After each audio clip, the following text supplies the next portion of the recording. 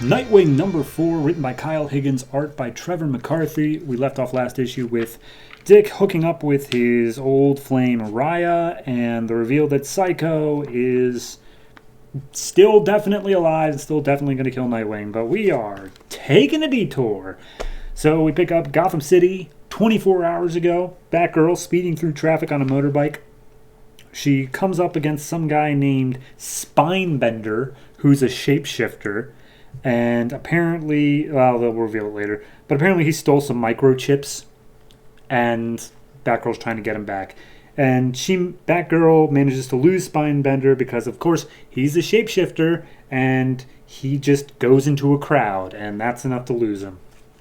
And that's in Gotham. So anyway, now we're cutting to Miami. So that's where Haley Circus is. Raya and Dick are just talking post whatever it is you do in bed. And apparently Dick's never seen The Godfather, which is a thing. And this whole time he's given a whole bunch of backstory on like, oh, here's Raya, she's my favorite, blah, blah. I've already told you all this.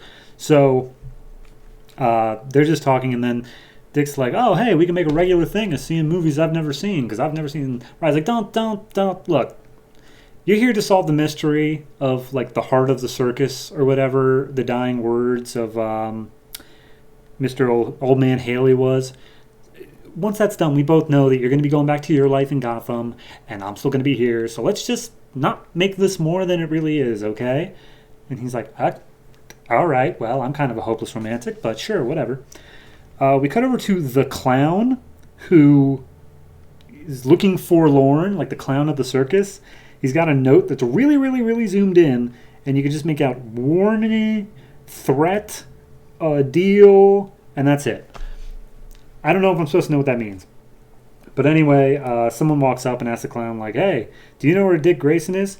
And he tells her to try the train. And apparently, Dick Grayson has a type because it's Barbara Gordon. It's Babs. And she knocks on the door as he's just wrapping up with Raya.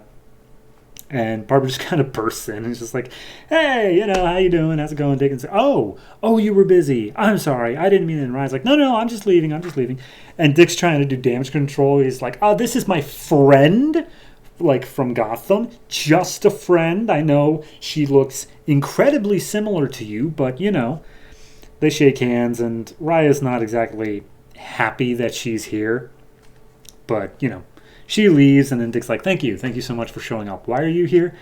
And she's like, okay, so in my book, Batgirl, you and I had a conversation last issue, number 3, I think, and it didn't really end too well, and I felt bad about that.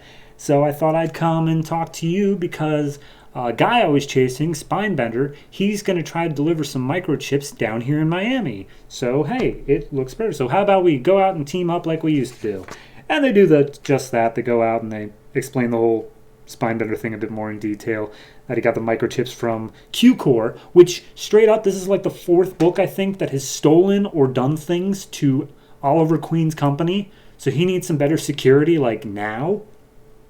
But regardless, they see the people that Spinebender's going to meet, and so they're just staking him out. It's like, he'll show up in like 20 minutes tops, so we'll just chill here for a second, then you can get back to your lovely lady. And then 3 hours pass, and still no sign of him. He's like, oh, okay, so tell me more about this girl. And Dick's like, I'm not going to do that. And she's like, oh, I'm trying to be a friend here. Come on, just tell me more. She's like, she's nice. It's like, nice, wow, that's quite in detail. So, anything else about nice? And Dick's like, I'm going to go down and take a closer look. Can you cover me? She's like, yeah, no problem. So Dick dives down, and he overhears the people that Spinebender's trying to sell to saying how he's unexpectedly late. And Dick's like, wait a minute. Okay, so he's late for them too, which means he must have known he had a tail.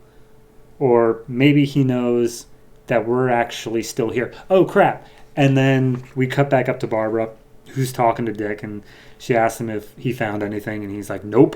And then he picks up a giant rock and is about to drop it on Barbara's head. Dick comes in, tackles the other Nightwing, and miraculously Barbara throws a battering at the one that Spinebender is. They get into a bit of a fight. They reveal themselves to the fences down on the ground. Guns are flying everywhere. It's just your generic fight scene. We do get a little bit of a thing where Spinebender is apparently weak to electricity. So Dick turns on his magical domino mask that can scan things from a distance. And he's like, oh, he's made up of mostly silica. That means I can do this. And he hits him with lightning coming out of his gloves, like an electrical impulse in his gloves, and turns Spinebender to glass. Still alive, mind you, just made of glass.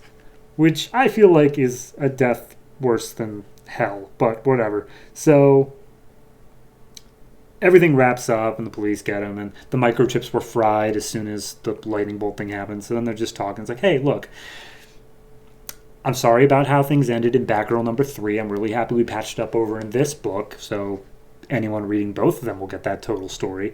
But, you're doing good with your girl, and I'm happy for you, because clearly me and you were never going to be a thing. So, happy for you, and I hope that I'll see you back in Gotham sometime. And as Barbara's leaving, she passes by Raya, and Raya tries to give her some shit. And she's like, Raya, look, there's nothing between me and Dick, and he actually told me how happy he is with you and how nice you are, so I hope that things work out. And Raya goes to knock on Dick's door, but instead she walks away. And there was this offhanded comment earlier on about seeing things from a different angle.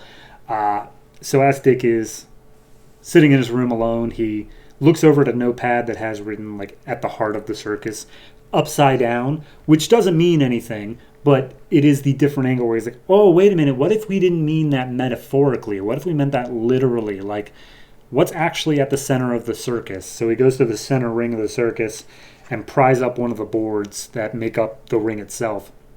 And he finds a notebook inside. And the notebook has a list of names, and the very last name in it is Richard Grayson. And that's all we know. So, yeah. I like this one. I really do. It's a good little it still fits within the story overall that Kyle Higgins is telling, but it's a complete just little off to the side. If you really, really needed to skip one, you can go ahead and skip it, but it's a fun little story on its own. It looks at his relationship with Raya. It's kind of like a mini crossover with Batgirl, if you want to look at it that way. Sure, the villain didn't really matter much, but we get development on any side of the story that you look at, and I'm super okay with that. So I'm going to give this one a 7. Also, I think I like Trevor McCarthy's art more than I like Eddie Barrow's art, and I don't know how that comes down in the comic community, but I really like the style. So yeah, 7 for me. Really looking forward to more Nightwing and seeing where this story wraps up.